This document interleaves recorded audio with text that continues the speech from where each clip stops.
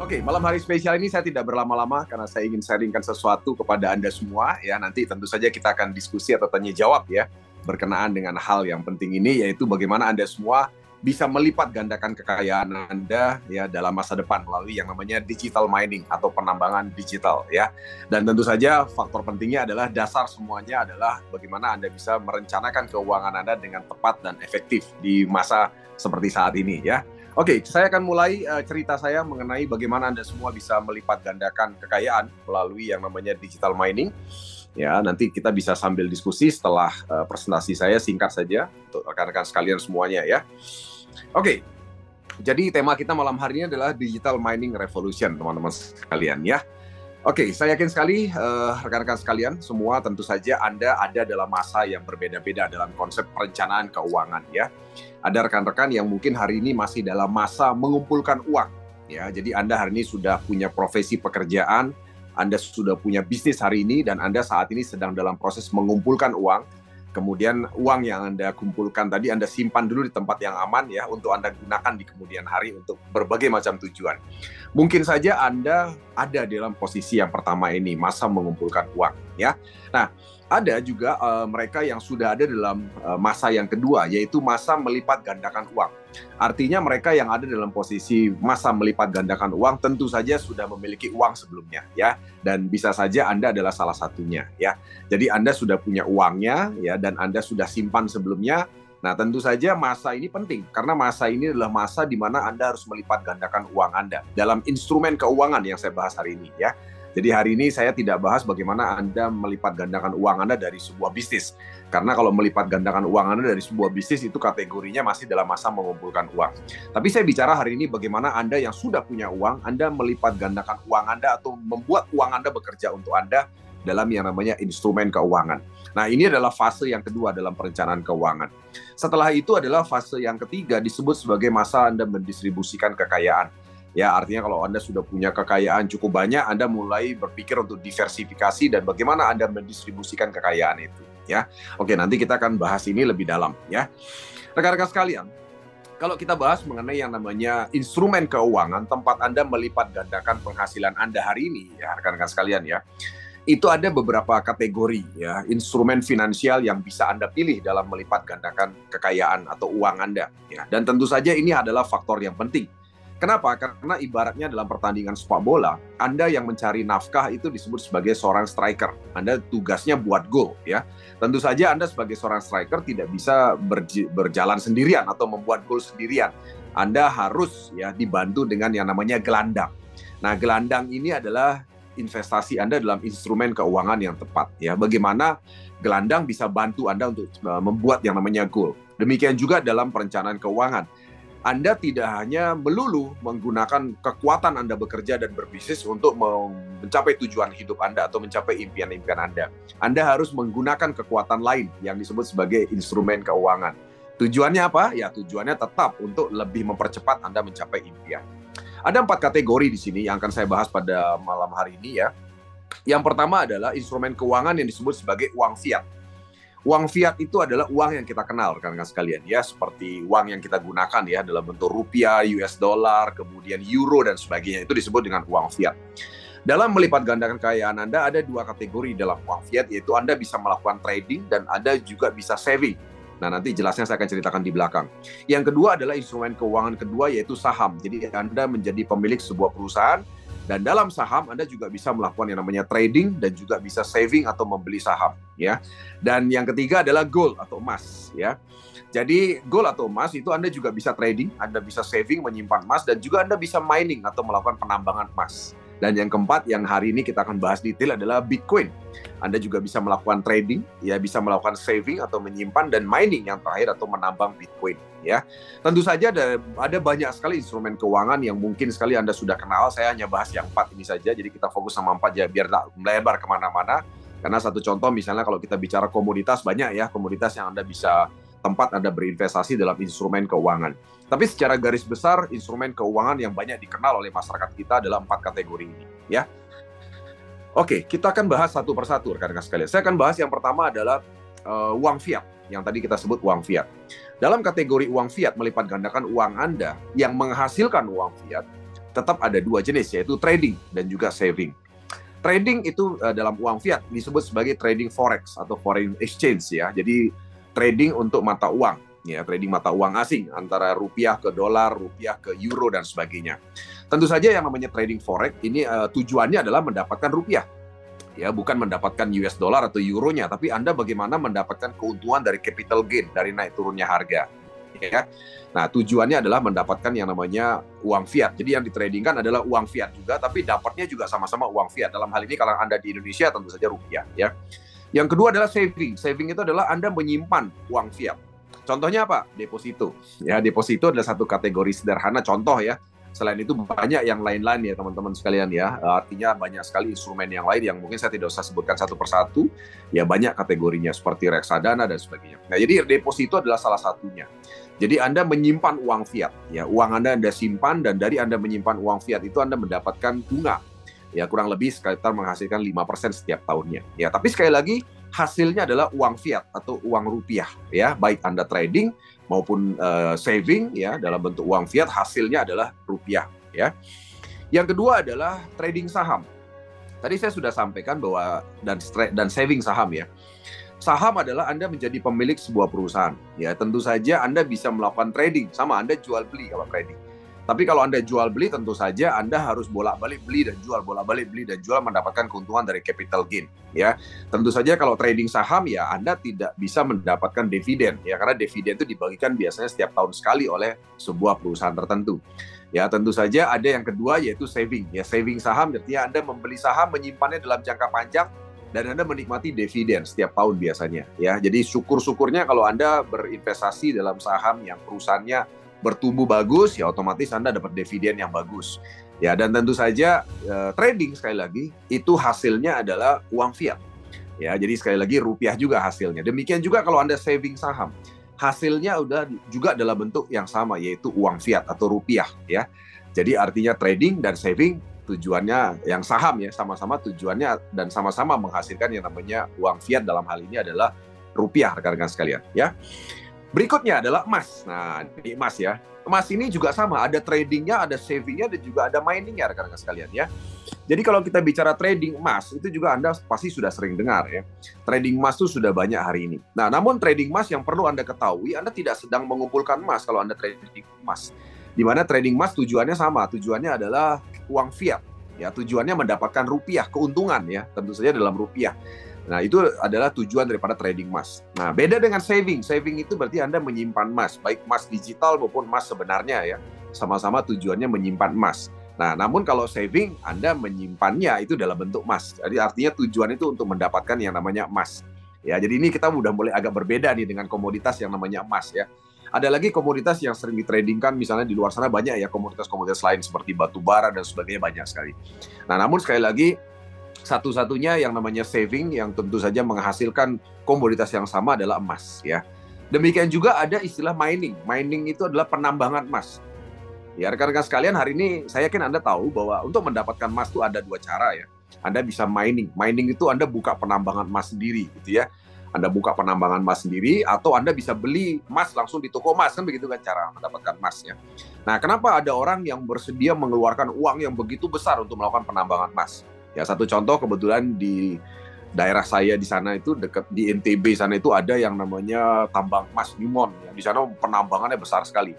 Dan itu investasi perusahaan Amerika itu luar biasa banyak sekali di sana untuk mencoba mendapatkan emas ya. Kenapa? Karena dapat emas dari penambangan itu lebih untung teman-teman. Karena langsung dari sumbernya. Beda kalau Anda beli emas langsung di toko emas ya, dapat sih sama-sama emasnya ya, bahkan kadang-kadang lebih bagus emasnya. Tapi tentu saja harganya lebih mahal dan emas yang Anda dapatkan tentu saja dengan uang yang sedikit ya tidak banyak. Tapi kalau Anda melakukan penambangan lebih banyak emas yang Anda bisa dapatkan ya. Nah, itulah sebabnya makanya kenapa perusahaan-perusahaan besar itu lebih memilih untuk berinvestasi dalam sebuah penambangan emas. Oke. Nah, berikutnya rekan-rekan sekalian, ada satu hal yang menarik hari ini yang sedang dibicarakan oleh begitu banyak orang, yaitu Bitcoin. Ya, di mana dalam Bitcoin itu juga ada istilah tradingnya, ada saving dan istilah miningnya. Nah, namun teman-teman yang perlu Anda ketahui bahwa dalam trading Bitcoin itu bukan tujuannya mendapatkan Bitcoin, sama dengan trading emas. Ya, trading Bitcoin itu tujuannya adalah mendapatkan rupiah atau uang fiat. Ya, kenapa? Karena begitu orang yang jual beli Bitcoin, ketika mereka mau cari cuan, itu berarti kan Bitcoinnya harus dijual. Sehingga mereka mendapatkannya rupiah, bukan mendapatkannya Bitcoin. Ya, nah beda dengan saving. Saving Bitcoin artinya menyimpan atau menabung Bitcoin. Yaitu dapatnya Bitcoin tentu saja dalam bentuk Bitcoin nyimpannya. Demikian juga dengan istilah mining Bitcoin. Jadi Bitcoin sama dengan emas. Ada istilah mining atau penambangan. Dan dua-duanya penambangan itu bentuknya fisik. Tadi Anda bisa lihat bentuk penambangan emas seperti apa, dan ini adalah bentuk penambangan Bitcoin. Dua-duanya ada dalam bentuk fisiknya, ya, dan sama-sama menghasilkan komoditasnya. Kalau mining gold atau emas menghasilkan emas, mining Bitcoin menghasilkan Bitcoin. Nah, lalu pertanyaan pentingnya, kenapa orang menambang Bitcoin? Jawabannya sama kalau Anda lihat tadi mengapa orang menambang emas. Karena menambang emas dan menambang Bitcoin itu hasilnya lebih banyak dibandingkan beli emas atau beli Bitcoin di market atau di pasar. Ya, Anda juga bisa beli Bitcoin langsung di pasar Bitcoin, teman-teman sekalian, ya. Ya, semua orang bisa lakukan. Tapi sekali lagi, kenapa ada orang memilih untuk menambang Bitcoin? Jawabannya sama kayak penambangan emas tadi. Karena mendapatkan Bitcoin dari penambangan jauh lebih banyak, dan tentu saja dengan uang kecil Anda bisa dapatkan jauh lebih besar, ya. Nah, itu kita bicara yang namanya Bitcoin. Nah, lalu rekan-rekan sekalian, kalau kita bisa kategorikan dari tiga komponen yang tadi yang saya sudah sebutkan, tiga komponen yang namanya jenis ya hasil yang bisa Anda dapatkan, itu kita kategorikan sebagai tiga hal sebagai berikut. Jadi kategori uang fiat ya, itu adalah yang semua dalam bentuk trading, itu kategorinya menghasilkan hal yang sama, yaitu uang fiat. Ya, baik itu trading forex, trading emas, trading saham maupun trading Bitcoin itu sendiri, itu semuanya kategorinya sama, yaitu mengejar yang namanya uang fiat. Ya, nah beda dengan kalau yang mau mendapatkan hasil dalam bentuk emas. Nah, Anda bisa saving, bukan trading ya.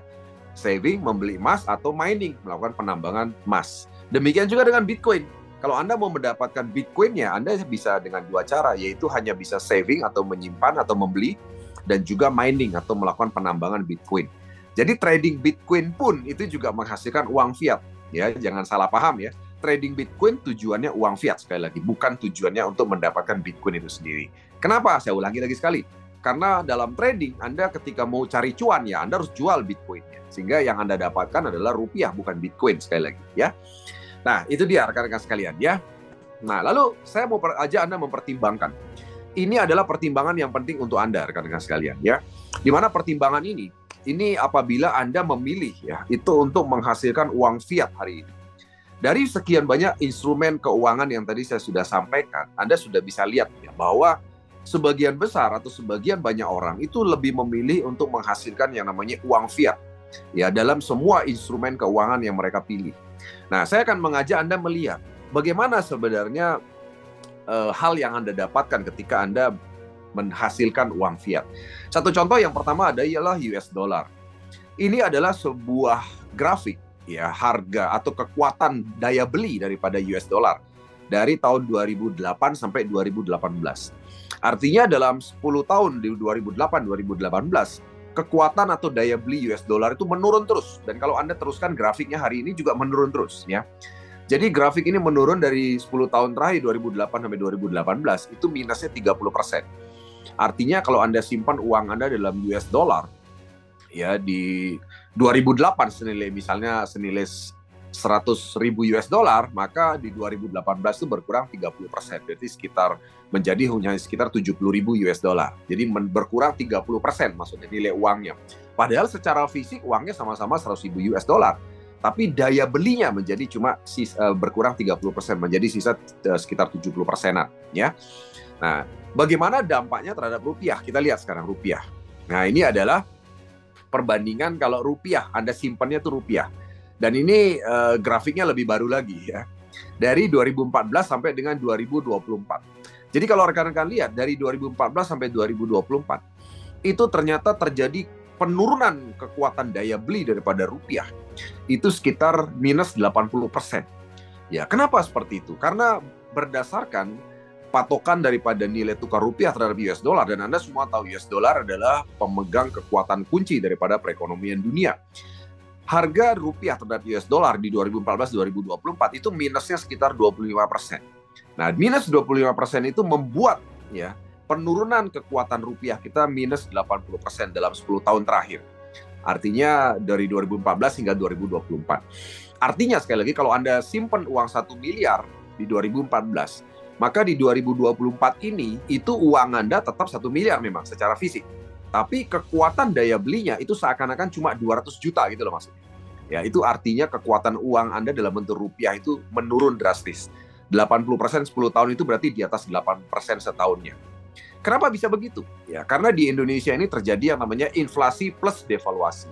Ya, jadi dua-duanya terjadi dalam hal ini di Indonesia. Saya tidak mau cerita lebih dalam mengenai itu, Anda nanti bisa pelajari lebih dalam apa itu inflasi dan apa itu devaluasi. Tapi yang ingin saya tekankan adalah, rekan-rekan sekalian, artinya kalau hari ini semua instrumen keuangan yang Anda gunakan untuk melipat gandakan kekayaan Anda, yang hasilnya masih uang fiat, apalagi rupiah gitu ya, maka kekayaan yang Anda kumpulkan itu dalam 10 tahun minus 80%.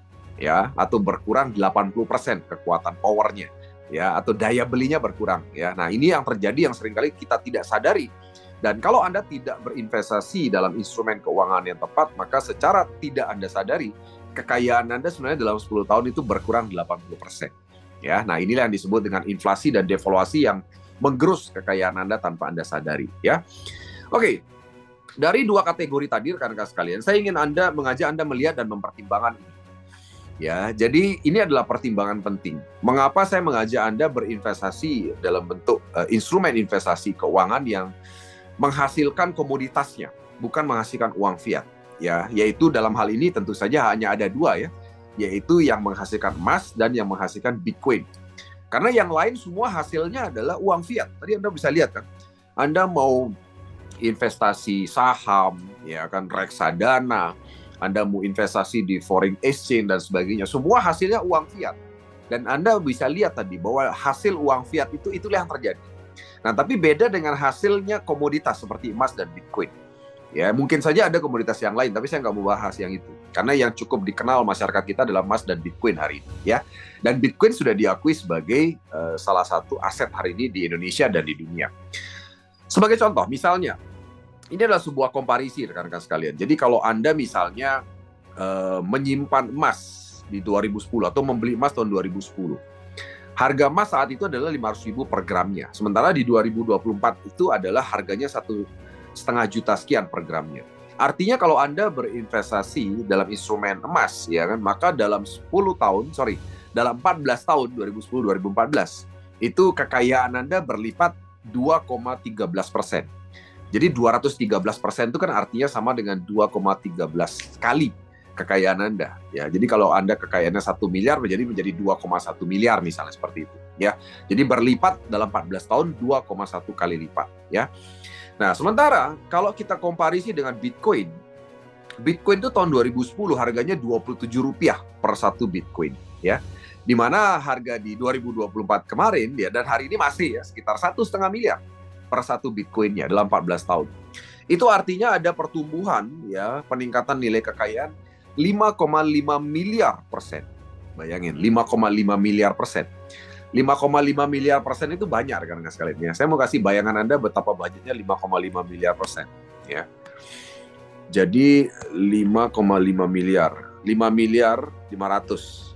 Nah, ini 5.500.000 ya. 5 miliar tuh kayak gini. Nah, ini 5,5 miliar persen tuh kayak gini. Ya, 5 miliar. Nah, sekarang kita kurangi nolnya 2. 55 juta kali lipat. Ya, artinya kekayaan Anda itu meningkat 55 juta kali lipat kalau Anda beruntung mengenal Bitcoin dan menyimpannya sampai hari ini gitu loh, di 2010.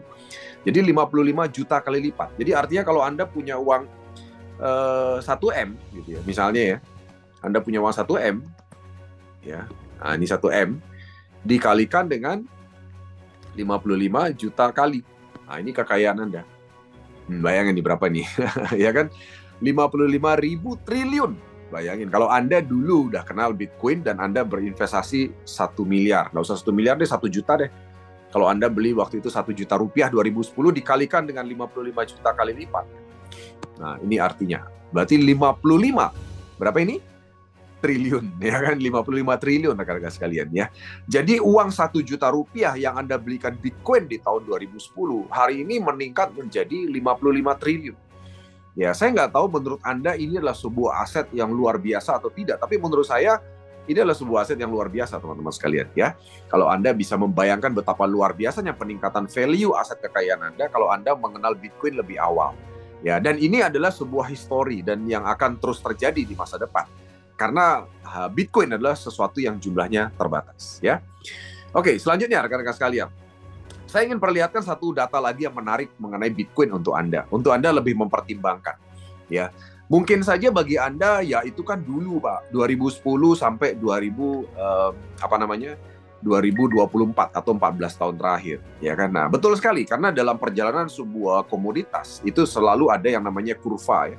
Kurva yang tentu saja bentuknya itu berbeda-beda, ya. Bentuknya hampir sama maksud saya, bentuknya sama dan punya kategori yang hampir sama. Nah, saya mau perlihatkan Anda untuk jangka waktu yang lebih pendek. Tadi kan kita melihatnya dalam waktu sekitar 14 tahun. Nah, sekarang kita coba lihat setiap 4 tahunan aja deh. Dari 2010 ke 2012, itu kekayaan Anda meningkat 450.000 ya, persen. Ya, berarti sekitar 4.500 kali lipat. 2012 ke 2016, itu kekayaan Anda meningkat 7.065%, atau sekitar 70 kali lipat. Ya. Di 2020, ya dari 2016 ke 2020, kekayaan Anda meningkat 2.872%, atau sekitar 28,7 kali lipat. Ya. Dan dari 2020 ke 2024, kekayaan Anda meningkat 237%, atau sekitar 2,37 kali lipat. Ya.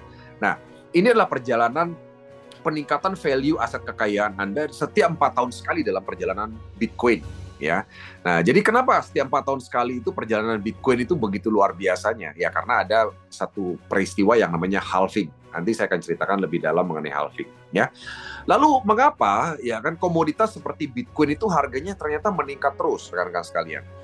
Karena stok Bitcoin itu terbatas, hanya 21 juta. Dan ini adalah hukum ekonomi yang sederhana. Di mana ketika stok itu terbatas, permintaannya banyak, maka harganya akan makin mahal. Itu adalah hukum ekonomi standar, ya teman-teman pasti ya. Dan hari ini dari 21 juta Bitcoin itu tidak bisa ditambah lagi. Beda dengan saham. Saham sebuah perusahaan bisa mengalami yang namanya stock split. Jadi ketika harga sahamnya sudah tinggi, bisa saja satu saat akan memilih untuk melakukan stock split. Stock split itu akan menambah jumlah lembar saham. Bisa dilakukan oleh setiap yang punya saham atau yang terdaftar di bursa, ya. Tapi tidak dengan Bitcoin. Nah, ternyata emas juga demikian. Emas mungkin pikiran kita itu adalah terbatas, tapi ternyata tidak. Karena hari ini semakin tinggi, banyak teknologi yang menemukan satu gunung emas baru yang isinya sekitar 1.100 ton emas, ya kan, yang ada di sana, ya. Nah, Bitcoin tidak bisa ditambah dari 21 juta. Dan hari ini yang ada di market adalah 19,7 juta yang sudah beredar di market, yang sudah dipegang oleh banyak orang.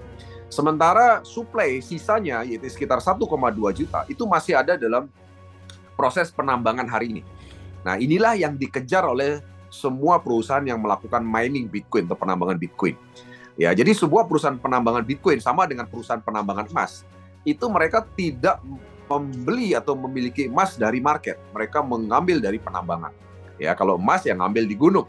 Tapi kalau mining Bitcoin bukan di gunung, ngambilnya di internet, di dunia blockchain, ya, sisa 1,2 juta. Ya, tujuannya sama. Tadi saya sudah cerita tujuannya, ya. Nah, jadi ngomong-ngomong, sementara ini dari mana permintaan Bitcoin yang begitu besarnya? Ya, karena hari ini kita tidak bisa pungkiri rekan-rekan sekalian bahwa orang yang menyimpan uang mereka dalam bentuk Bitcoin, kemudian melakukan trading Bitcoin, melakukan transaksi dalam bentuk Bitcoin itu besar sekali.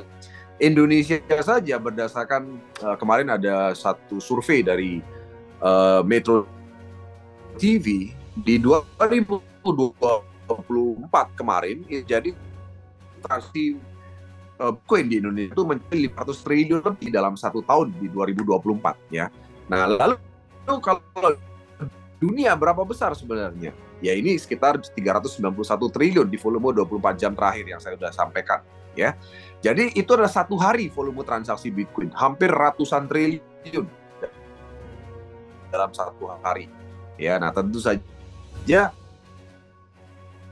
ini adalah sebuah pasar yang begitu besarnya. Nah, lalu rekan-rekan sekalian, siapakah yang melakukan validasi atau menambang Bitcoin tadi? Dari sekian banyak perusahaan software penambangan Bitcoin, ini adalah beberapa perusahaan software penambangan Bitcoin yang terbesar di dunia. Ya, ini yang 10 terbesar. Di sini ada Foundry USA, ada Npool, ada Via BTC dan sebagainya. Di mana perusahaan-perusahaan ini mengajak para penambang di dunia untuk ikut kontribusi ya untuk melakukan penambangan Bitcoin. Mengajak termasuk Anda. Ya, yuk nambang Bitcoin hari ini bersama dengan kami. Kenapa mereka mengajak? Karena mereka butuh kekuatan mesin yang lebih besar lagi. Karena semakin besar kumpulan kekuatan mesin mereka, maka mereka akan lebih banyak mendapatkan Bitcoin. Itu kata kuncinya. Makanya kenapa mereka mengajak penambang lain untuk bergabung. Ya, dan mereka bisa mengajak seluruh orang dari seluruh dunia. Ya, tidak melulu dari satu lokasi. Kenapa? Karena penambangan Bitcoin ini membutuhkan daya listrik yang tentu saja sangat besar. Dan itu tidak mungkin bisa didapatkan dari satu lokasi tertentu. Harus banyak lokasi dan tersebar di mana-mana. Tapi menariknya mereka bisa terkumpul dalam sebuah mining pool atau software penambangan. Ya, nah satu contoh misalnya, ini adalah contoh transaksi blockchain di mana dalam sekian menit sekali, sebuah perusahaan penambangan itu bisa menghasilkan sekitar 3,125 Bitcoin hari ini. Ya, jadi saat ini kita dalam proses satu periode di mana dalam setiap 10 menit sekali, itu setiap penambang menghasilkan 3,125 Bitcoin setiap 10 menit sekali. Dan Anda tahu kalau 3,125 Bitcoin dikalikan harga 1,5 miliar, berarti kan sudah mendekati kali. Sebabkan perusahaan penambang Bitcoin itu begitu termotivasi untuk melakukan penambangan Bitcoin. Karena setiap 10 menit mereka bisa sekali ya. Nah, itulah potensi daripada penambangan Bitcoin hari ini ya. Nah, lalu ternyata yang namanya penambangan Bitcoin itu memerlukan superkomputer kan. Ya, superkomputer yang mana superkomputer itu ada secara fisik. Ya, di mana mining itu sebenarnya adalah sebuah proses validasi transaksi. Ya, verifikasi semua transaksi. Ya, support pengembangan Bitcoin. Di mana Bitcoin sendiri seperti ini, ada fake-nya, ada mesin fake, ratusan triliun setiap harinya. Dan memvalidasi, verifikasi transaksi. Ya, sama bentuknya kayak server Google, ya, atau server yang namanya Facebook, sama. Ya, mesinnya juga sama. Ya, jadi Anda bisa lihat semua bentuk servernya sama. Cuma perbedaan besarnya adalah Google server atau Facebook server, ya itu terfokus atau terdesentralisasi di satu tempat tertentu. Sama dengan servernya perbankan atau bank. Itu terfokus pada satu tempat tertentu. Makanya kenapa disebut sentralisasi. Artinya sentralisasi itu dia sumber otaknya ada satu tempat gitu. Nah, sentralisasi itu tentu saja punya resiko. Resikonya adalah kalau misalnya, mohon maaf nih contoh, ya, misalnya servernya Google kena bom gitu, maka hancurlah datanya semua. Ya, nggak ada data kita, nggak bisa kita akses lagi. Nah, lalu bagaimana dengan Bitcoin server? Nah, ini menarik.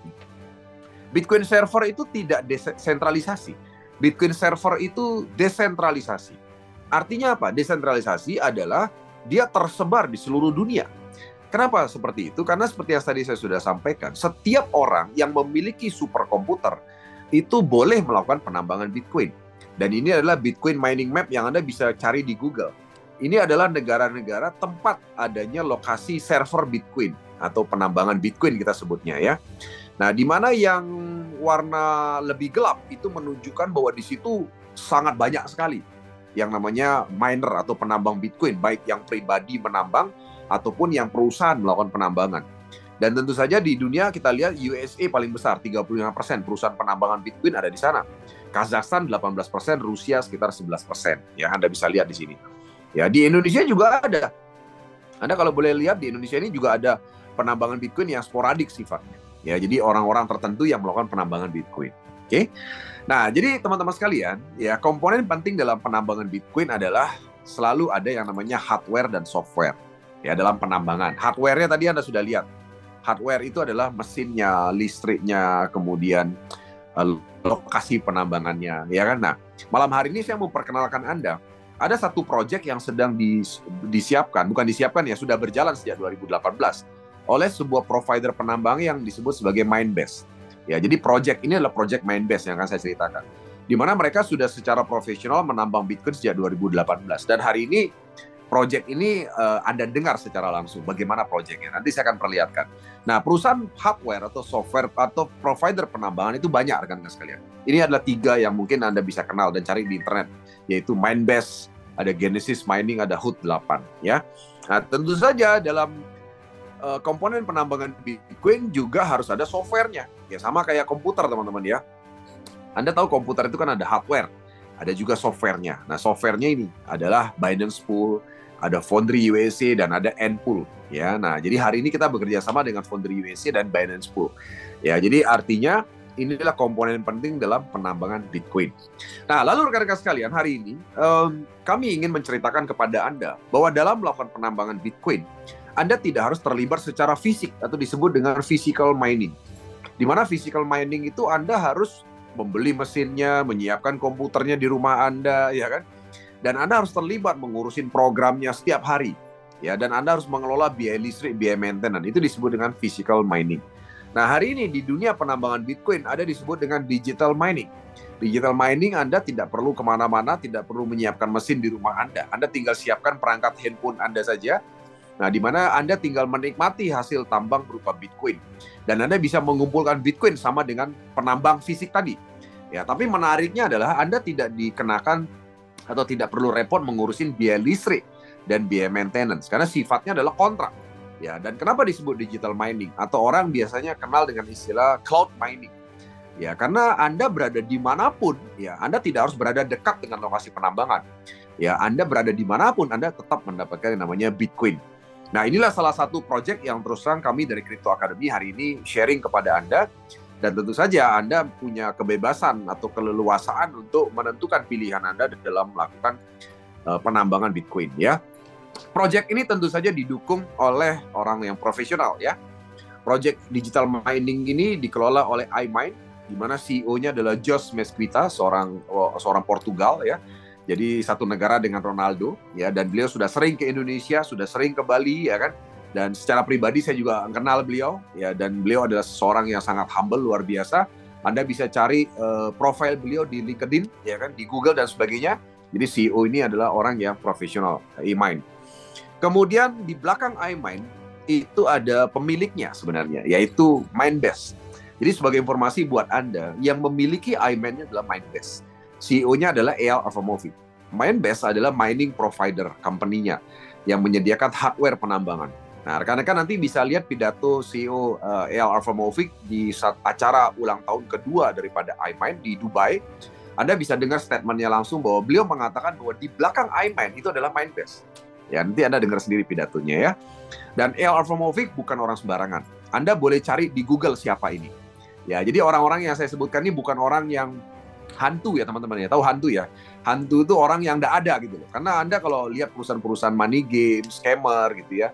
Mereka bilang CEO-nya A, B, C, D. Kalau Anda cari di Google itu orangnya itu tidak jelas siapa gitu loh. Ya. Tapi kalau orang-orang yang saya sebutkan ini orang-orangnya jelas. Anda boleh cari di Google, di internet orang-orangnya ada dan mereka punya reputasi yang bagus, ya. Nah, kemudian Foundry sebagai mining spool atau software itu adalah CEO-nya Mike Kuller dan sebagainya. Jadi project ini adalah project kerjasama daripada 3 company, ya, yaitu iMine, ya, Mindbase dan Foundry USA dan juga beberapa mining pool yang lainnya. Tapi tentu saja hari ini Anda dikenalkan oleh iMine-nya. Ya, Anda tidak bisa langsung berhubungan dengan Mindbase karena kalau Anda berhubungan dengan Mindbase, Anda harus membeli atau berinvestasi cukup besar dalam satu kontainer penambangan. Tapi melalui iMine, Anda bisa ikut dalam penambangan digital dengan uang kecil, namun Anda bisa menghasilkan Bitcoin dalam jumlah yang banyak, ya. Dan tentu saja legalitas daripada project ini sudah jelas. Rekan-rekan nanti boleh scan barcode-nya dari negara El Salvador. Jadi negara El Salvador adalah satu-satunya negara di dunia yang sudah melegalkan mengenai penambangan Bitcoin, Bitcoin Investment Teaching, Bitcoin Marketing Network, itu sudah dilegalkan di El Salvador. Makanya kenapa akhirnya iMine menggunakan legalitas negara El Salvador. Jadi kalau di El Salvador itu namanya iMine Remote Hosting, SADCV gitu ya. Nah, Anda bisa scan barcode-nya, Anda langsung bisa masuk kepada situs resmi daripada pemerintah El Salvador. Oke. Nah, lalu mengapa iMine? Ya, dan mengapa Anda harus menambang Bitcoin bersama dengan iMine? Rekan-rekan sekalian, saya yakin Anda juga sudah pernah mendengar bahwa yang namanya penambangan Bitcoin itu tidak mudah. Karena banyak sekali penambangan Bitcoin itu yang gagal dalam menambang Bitcoin. Ya, bukan gagal dapat Bitcoin ya, tapi gagal mengelola biaya listrik dan maintenance. Ya, nah Anda bisa lihat Mengapa Aiman? Yang pertama, dia punya pengalaman sejak 2018 dan persisnya mulai start penambangan pertama itu adalah di Ekibastus, Kazakhstan. Di mana di Ekibastus, Kazakhstan itu adalah lokasi penambangan yang pertama tahun 2019 dengan kapasitas sekitar 350 megawatt. Dan saya pribadi juga sudah menambang bersama perusahaan ini di 2019, Ekibastus, Kazakhstan. Kemudian Tiongkok 100 megawatt, ya kan. Kemudian yang sayangnya di Tiongkok ini kurang beruntung rekan-rekan sekalian, karena tahun 2021 pemerintah Cina mengusir semua penambang Bitcoin sehingga mereka pergi dari Tiongkok. Ya, kemudian mereka buka lagi tahun 2022 di Latam, Argentina, yang sebentar lagi saya akan perlihatkan videonya untuk Anda. Ini menggunakan sumber energi gas bumi, karena di lokasi ini pemerintah Argentina punya keberuntungan, jadi ada gas bumi yang keluar terus-menerus tanpa henti. Nah, itu dimanfaatkan oleh Minebase untuk menggunakannya sebagai sumber listrik, ya, sehingga green energy mining tidak menimbulkan polusi udara dan emisi gas buang, dan yang menariknya adalah biaya listriknya menjadi murah, rekan-rekan, ya. Kemudian berikutnya adalah di Dallas, Texas tahun 2024, ini kapasitas 180 megawatt, ya.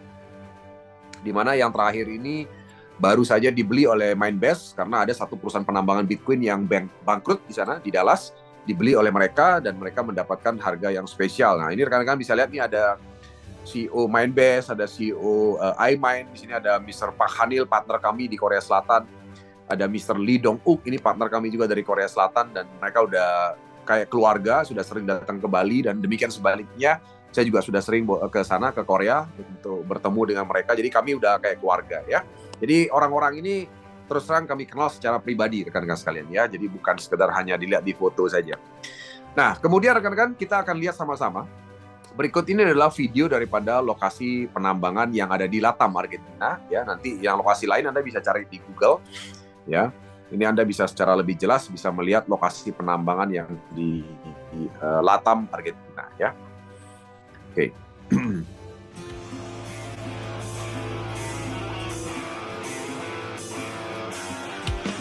Welcome to the Latam mining facility. Boasting up to 100 megawatts of potential operational capacity, this state-of-the-art facility boasts green energy production, which can enable state-of-the-art Bitcoin mining operations for Minebase and its clients. This is the future of Bitcoin mining.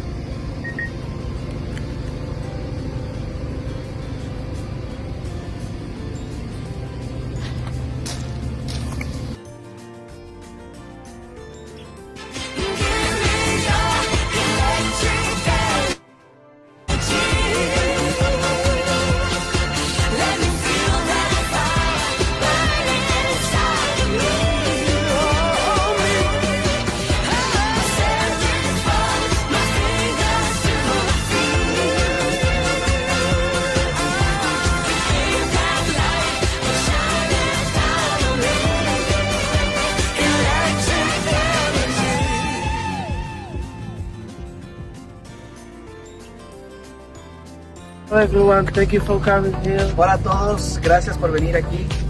Welcome to Mindbest Mining Farm. Les damos la bienvenida a la granja de minería de Mindbest. All this facility you see here was built specifically for Bitcoin mining for Mindbest. Toda esta granja que ustedes ven aquí fue específicamente construido para la minería de Bitcoin y de Mindbest. This is, you can say, more as a test facility. Esta es una granja de prueba en este momento.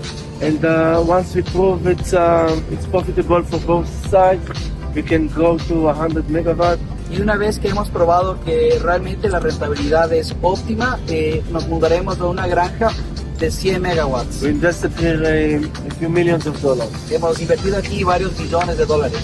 Behind me there are containers for mining machines. Atrás mío, como ustedes pueden ver, hay contenedores en los que hay CPUs y máquinas de minería. The other side, you see the green containers. These are gas generators from gas to electricity. Los contenedores verdes que ustedes ven acá justamente son para generar de gas.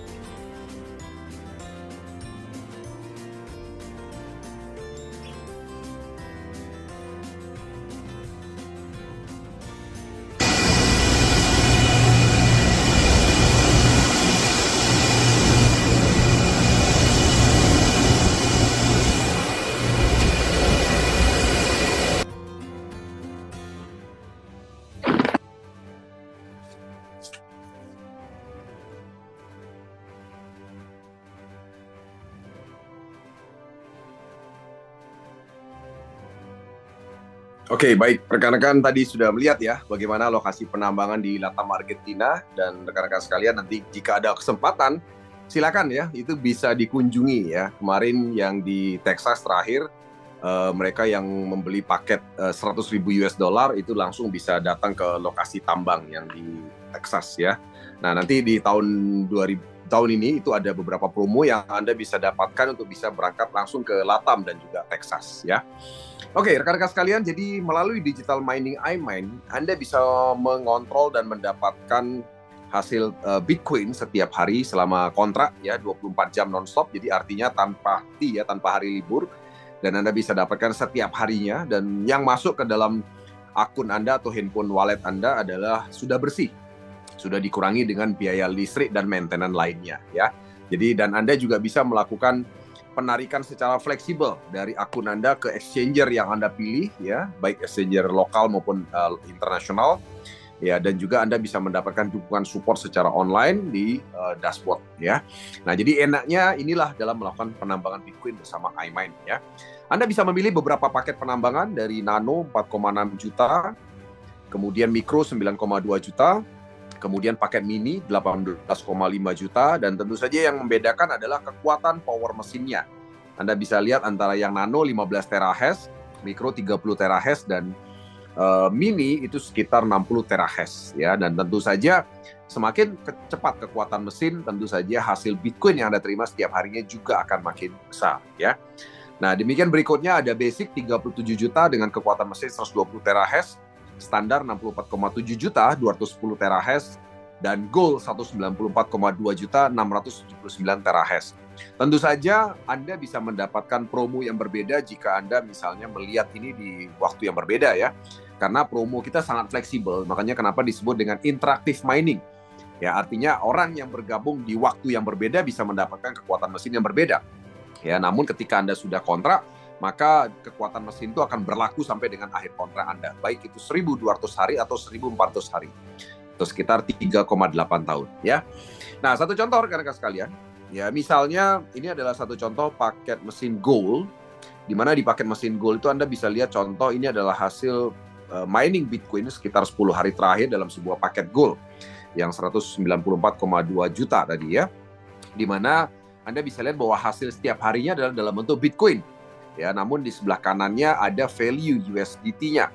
Ya, sebagai informasi USDT lebih tinggi dari US dollar ya nilainya ya. Nah, jadi artinya Anda ngumpulkannya adalah Bitcoin.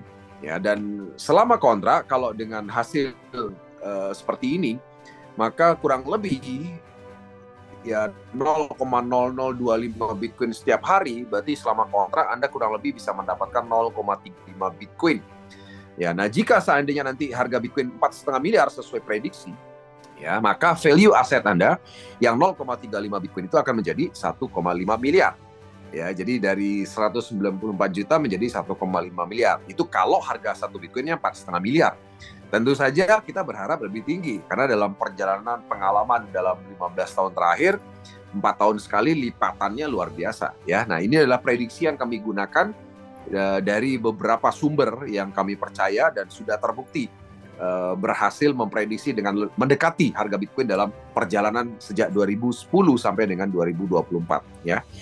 Nah, kemudian bagaimana dengan masa depan Bitcoin, rekan-rekan sekalian? Nah, ini yang menariknya. Sedikit saja, Bitcoin akan luar biasa di masa depan. Karena hari ini pemerintah negara besar sudah sangat mendukung yang namanya Bitcoin. Kita bicara tolak ukurnya 3 negara aja deh. Yang pertama Amerika Serikat.